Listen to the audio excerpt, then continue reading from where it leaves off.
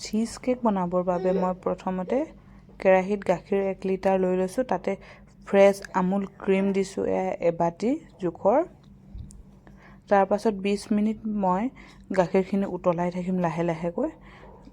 তলপিনে জ্বলি যাব, এয়া চাই থাকিব লাগিব। তাৰ পাছত নিউট্ৰি চইচ বিস্কুট মই 6-7খন মিক্সিত গুড়া কৰি লৈছোঁ। তাৰ পাছত গুড়া বিস্কুটখিনিৰ লগতে মই মেল্টেড বাটাৰ মিক্স কৰি লৈছোঁ তলৰ বেছটোৰ বাবে।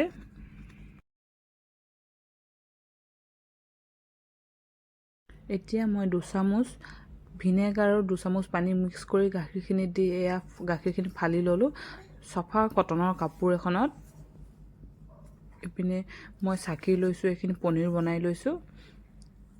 এতিয়া বিস্কুটখিনি বাতিটোত ভালদৰে মিলাই ফ্ৰিজত ৰাখি দিছোঁ।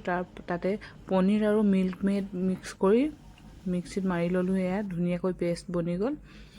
এয়া বিস্কুটখিনি ছেট হোৱাৰ পাছত এইখিনি দি লৈছোঁ।